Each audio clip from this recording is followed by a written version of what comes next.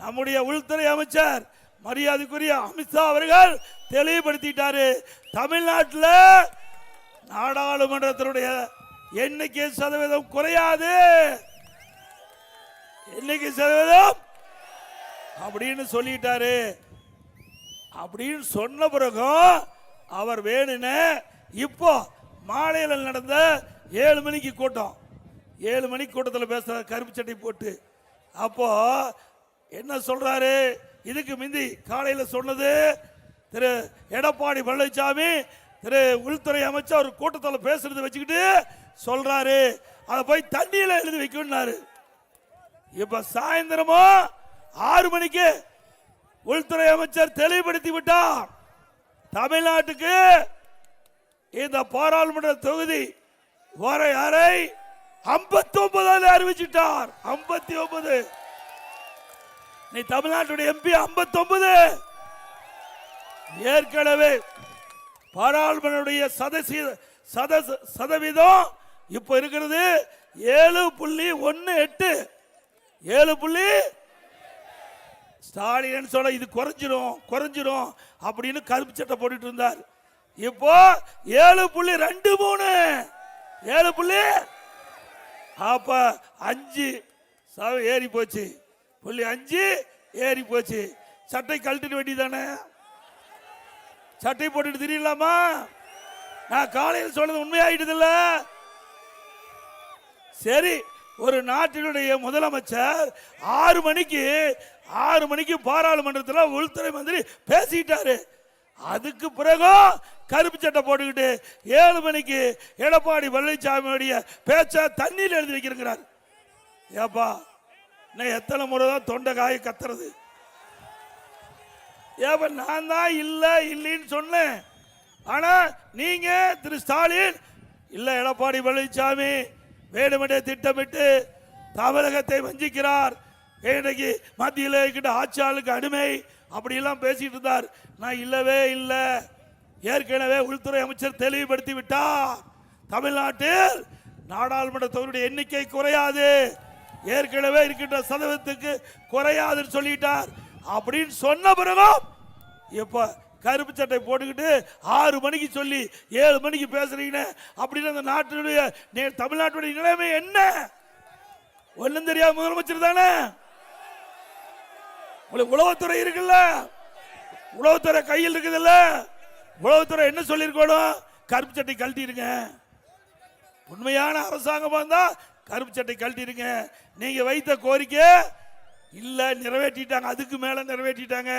நீங்க என்ன நினைச்சீங்களோ அதுக்கு மாறா மத்திய அரசாங்கம் எல்லாம் சமமா, இந்தியாவில் இருக்கிற அனைத்து மாநிலத்துக்கும் சமமா தமிழ்நாட்டில் நாம என்ன கோரிக்கை வச்சோமோ அது நிறைவேற்றப்பட்டு விட்டது. ஸ்டாலினுடைய முகத்துல கரி பூசியாச்சு. திமுக தலைவர் இன்றைய முதலமைச்சர் ஸ்டாலின், அவருடைய கூட்டணி கட்சி தலைவர் அறிக்கை மேல அறிக்கை தினம் ஓடிட்டு இருந்தது. இன்னைக்கு போறோம் அதுக்கு பூரா முட்டுப்புள்ளி வச்சாச்சு. திரு ஸ்டாலின் அவர்களே, அண்ணா திமுகவை நீங்க பலவீனமா நினைக்காதீங்க. அண்ணா திமுக தொண்டன இருக்கிற வலுவு கூட உங்களுக்கு இல்ல. அண்ணா திமுக தொண்டனுக்கு இருக்கிற வலுவு கூட முதலமைச்சருக்கு இல்ல. புரிஞ்சு பேசுங்க. நீங்க சொல்ல மாதிரி இந்த மங்குனியா இருக்கிற காரணத்துலதான் 6 மணிக்கே உள்துறை அமைச்சர் நாடாளுமன்றத்தில் தெளிவா சொல்லிட்டார். அதுக்கு பிறகு என்ன பண்ணணும்? உடனே ஆளுங்கட்சியில் இருக்கிற முதலமைச்சர் உளவுத்துறையின் மூலமாக இல்லது ஏதாவது 37-39 பேர் எம்பி இருக்காங்கல்ல, ஒருத்தராவது சொன்னாங்களா? ஒருத்தராவது முதலமைச்சர்கிட்ட தொடர்பு கொண்டு ஐயா இப்படி இல்லை, நாம நினைத்ததை விட கூடுதல் சதவீத இடம் கிடைச்சிருக்குது அப்படின்னு ஒருத்தராவது சொல்லியிருக்காங்களா? அங்க வேஸ்ட் லக்கேஜ் எல்லாம் 39 பேரும் போய் பெஞ்ச தேய்ச்சிக்கிட்டு இருக்குது. 39 எம்பி நாடாளுமன்றத்தில் பெஞ்ச தேய்க்கிறது கரெக்ட். நினைச்சு பாருங்க. இந்த 39 எம்பி எப்ப பார்த்தாலும் ஸ்டாலின் சொல்றார் 2024 எங்கள் திராவிட முன்னேற்ற கழக தலைமையில் அமைக்கப்பட்ட கூட்டணி 39 இடத்துல வெற்றி பெற்று சொல்றார். என்ன செஞ்சாரா? ஓட்டு போட்ட மக்களை நினைச்சு பாத்தீங்களா? இங்க மத்திய இணையமைச்சர் மரியாதைக்குரிய சகோதரர் முருகன் தான் வந்திருக்காரு. சட்டமன்றத்தில் பெண்களுக்கு 33% இடஒதுக்கீடு. 33% நீண்ட காலமாக பெண்கள் வைத்த கோரிக்கை. இன்றைக்கு அவளுக்குன்னு தனி பிரதித்துவம் வேண்டும் என்று இதையெல்லாம் அறிந்துதான் இதே புரட்சி தலைவி அம்மா அவர்கள் இருக்கின்ற பொழுது இன்றைக்கு உள்ளாட்சியில் 33% 50% உயர்த்தணும். உள்ளாட்சியில் 50% உயர்த்தணும். அதே போல இதே புரட்சி தலைவி அம்மா இருக்கும்போது நான் எம்பியா இருந்தேன். அப்ப அம்மா 98 நம்முடைய நாடாளுமன்றத்திலும் சட்டமன்றத்திலையும் 33% பெண்களுக்கு இடஒதுக்கீடு வேண்டும் என்று அப்பொழுது இருந்த நம்முடைய அண்ணன் தம்பித்துறை அவர்கள் சட்டத்துறை அமைச்சராக இருந்தார். அப்போ மறைந்த வாஜ்பாய் அவர்கள் பிரதமர் இருந்தார். அந்த காலகட்டத்தில் நாடாளுமன்றத்தில் இந்த மசோதா கொண்டு வந்தாங்க. இந்த நம்முடைய மகளிருக்கு 33% இட மசோதாவை கொண்டு வந்தது அண்ணா திமுக இருக்கிற காலம், அம்மா காலம். அப்ப கொண்டாந்து பாரதிய ஜனதாவுடைய கட்சியில் இடம்பெற்றிருந்தோம். பாரதிய ஜனதா ஆட்சி அந்த காலகட்டத்தில் 98 மறைந்த போற்றுதலுக்குரிய வாஜ்பாய் அவர்கள் பாரத பிரதமர் இருந்தார். இது எல்லா கட்சியிலும் ஆலோசனை நடத்தி அந்த மசோதா கொண்டாந்து நம்முடைய சட்டத்துறை அமைச்சராக திரு தம்பித்துறை அவர்கள் அந்த மசோதாவை படிச்சுட்டு இருக்கும்போது உடனே முலாயம் யாதவ் அந்த கட்சியில் இருந்து வந்தவர் நாடாளுமன்றத்தில் அதை பிடுங்கி கிழிச்சு வச்சுட்டார். நாடாளுமன்றத்திலேயே பிடுங்கி 4 முனை கிழிச்சு வச்சுட்டாங்க. அப்பவே நின்று போயிட்டது. அதை இப்பொழுது இருக்கின்ற பாரத பிரதமர் நரேந்திர மோடி அவர்கள் அம்மா கொண்டு வந்து நிறைவேற்றிருக்கார். நல்ல பேர் வச்சிருக்கிறீங்க. 10 ரூபா 10 ரூபா அப்படிப்பட்டவர் உங்க மாவட்டத்தில் விடலாமா? அவர் ஓட ஓட விரட்டுவீங்களா? அவரை மட்டும் தப்பி தவறி நீங்க விட்டுட்டீங்க, கோவை மாவட்டம் மம்போடு போயிடும். நான் ஏற்கனவே அங்க பேசும்போதே சொன்னேன், இந்த கொரோனா காலம் உங்களுக்கு நல்லா தெரியும். கொரோனா வைரஸ் பாதிக்கப்பட்டா உயிருக்கே ஆபத்து ஏற்பட்டுரும். அப்போ அது கூட நம்முடைய பாரத பிரதமர் நரேந்திர மோடி மருந்து கண்டுபிடிச்சு குணப்படுத்துறதுக்கு செஞ்சார். ஆனா இப்போ இந்த நம்முடைய கோவை தெற்கு சட்டமன்ற தொகுதியில் வந்திருக்கிற அந்த கொரோனா சாதாரண கொரோனா இல்ல, அதுக்கு மருந்தே இல்ல. அந்த வைரஸ் தாக்கப்பட்டுட்டா இந்த கோவை மாவட்டம் அதோட போயிடும். ஏன்னா கரூர்ல முடிச்சு கட்டிட்டாரு. கரூர்ல இப்ப எங்க வந்துட்டாரு? உங்க மாவட்டத்துக்கு வந்துட்டார், கோயம்புத்தூர் மாவட்டம் வந்துட்டார். இந்த அதிகாரிகள் டிரான்ஸ்பர் மாதிரி அங்க டிரான்ஸ்பர் ஆகி இங்க வந்திருக்கார். நல்லா சிந்திச்சு பாருங்க. நல்ல மனிதராக இருந்தால் ஒரு சட்டமன்ற உறுப்பினர், ஒரு அமைச்சராக இருந்தவர் தன்னுடைய சொந்த தொகுதி விட்டுட்டு வெளியே வருவாங்களா? நான் இப்ப 11வது முறையா எடப்பாடியில் நிக்கிறேன். 11வது முறையா நிக்கிறேன். ஆரம்பிச்சார் தொண்டாமுத்தூர்ல ஆரம்பிச்சார் வேலுமணி நிக்கிறாரு. உன்னால நிக்க முடிஞ்சுதா? அங்க ஓட ஓட விரட்டி இங்க கோவை தெற்கு சட்டமன்ற தொகுதிக்கு வந்து நிக்கிறாரு. நல்லா சிந்திச்சு பாருங்க. நான் விளையாட்டா சொல்லிங்க, சாதாரண ஆள்லிங்க. எல்லாத்துக்கும் ஆண்டவன் மூளை படைச்சிருக்காரு, அவருக்கு தனி மூளை படைச்சிருக்காரு. அவருக்கு என்ன, எல்லாரும் நல்லது செய்யறதுக்காக ஆண்டவன் நமக்கு இறைவன் மூளை பிடிச்சிருக்காரு. அவருக்கு மட்டும் தீய எண்ணம் தான் தோன்று அந்த மூளையில, வேற எதுவுமே தோன்றாது. அவர் சிந்திப்பது எல்லாமே எப்படி ஒருத்தரை ஏமாத்தலாம், எப்படி ஒருத்தரை தவறான வழியில வீழ்த்துவது, அப்படி ஒருவர் தான் வந்து நிற்கிறாரு. தயவு செய்து வந்திருக்கிற மேட்டுப்பாளையத்தில் தான் சரி, எழுத அவனாசியில் இருந்தாலும் சரி, கவுண்டம்பாளையத்தில் இருந்தாலும் சரி, இந்த கோவை மாவட்டத்தில் இருக்கிற அத்தனை சட்டமன்றத்தில் இருக்கிற மக்களை அங்க கவனத்தை செலுத்துங்க.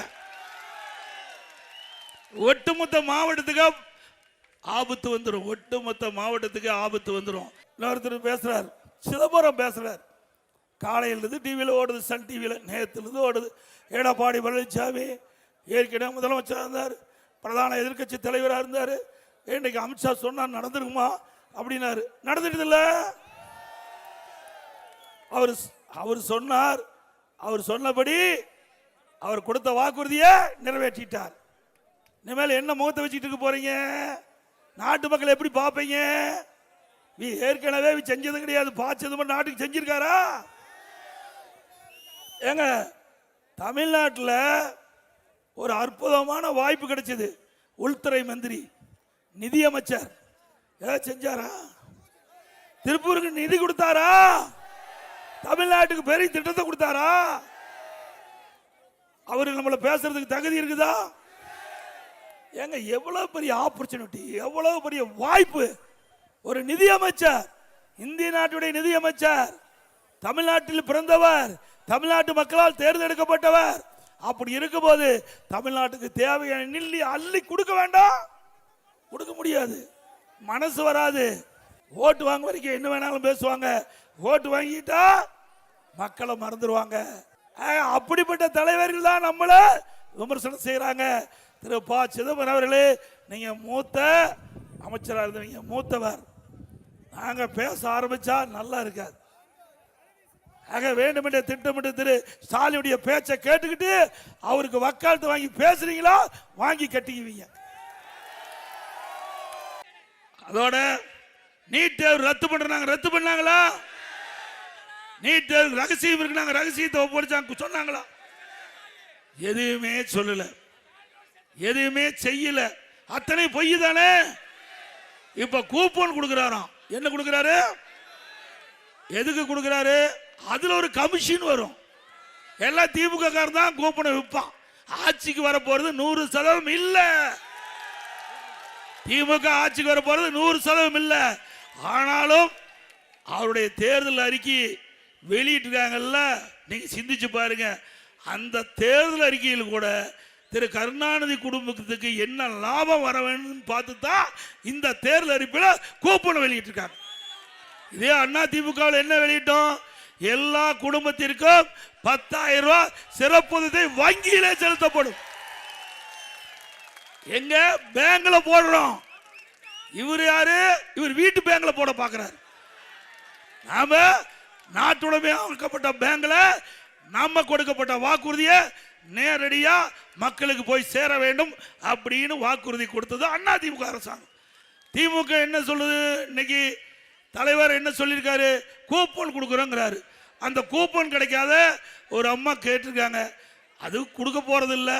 பாவம், அந்த அம்மா ஏழை கேட்டிருக்காங்க, கொடுக்க மறுத்ததையும் அந்த அம்மா தற்கொலை பண்ணிட்டுது. இவர் கூப்பன் கொண்டாந்ததே ஒரு உயிர் போயிட்டுது. இவர் அறிவிக்கப்பட்ட அறிவிப்புல ஒரு உயிர் இழந்ததுதான் மிச்சம். ஆக இப்படிப்பட்ட மக்களை ஏமாற்றி கவர்ச்சிகரமாக பேசி அறிவிப்பை வெளியிட்டு கொள்ளை புறத்தின் மூலமாக ஆட்சிக்கு வருவதற்கு நீங்கள் அனுமதிப்பீங்களா? பாராளுமன்ற வரைமுறை அதை டீலிமிட்டேஷன் அதை செய்யறதுக்கு இன்னைக்கு அறிவிச்சாங்க. எங்க இருக்கிற ஸ்டாலின் என்ன சொன்னாரு? கருப்பு சட்டை போட்டுட்டார். இது கருப்பு சட்டை போட்டு ஊரு பூரா கொடியேற்றவன்னாரு. நானும் இன்னைக்கு கோயம்புத்தூர்ல இருந்து மேட்டுப்பாளையத்துல இருந்து அவனாசி வழியா ஊர் வரைக்கும் வந்துட்டேன். எங்க திருப்பூர் வரைக்கும் ஒரு வீட்டுல கூட கொடியேற்றல.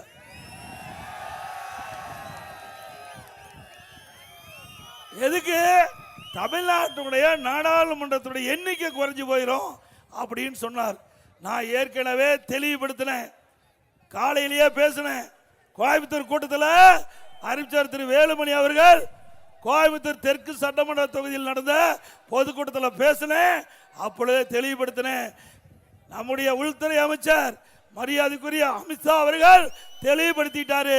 தமிழ்நாட்டில் நாடாளுமன்றத்தினுடைய எண்ணிக்கை சதவீதம் குறையாது,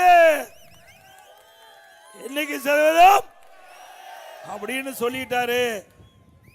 அப்படின்னு சொன்ன பிறகும் அவர் வேணுன இப்போ மாலையில் நடந்த 7 மணிக்கு கூட்டம், 7 மணிக்கு கூட்டத்தில் பேசுறாரு கருப்பு சட்டை போட்டு. அப்போ என்ன சொல்றாரு? இதுக்கு முந்தி காலையில் சொன்னது திரு எடப்பாடி பழனிசாமி திரு உள்துறை அமைச்சர் ஒரு கூட்டத்தில் பேசுறது வச்சுக்கிட்டு சொல்றாரு, அதை போய் தண்ணியில் எழுதி வைக்கணும்னாரு. ஸ்டாலின் இன்றைக்கு கருப்பு சட்டை போட்டுக்கிட்டு இருக்காரு.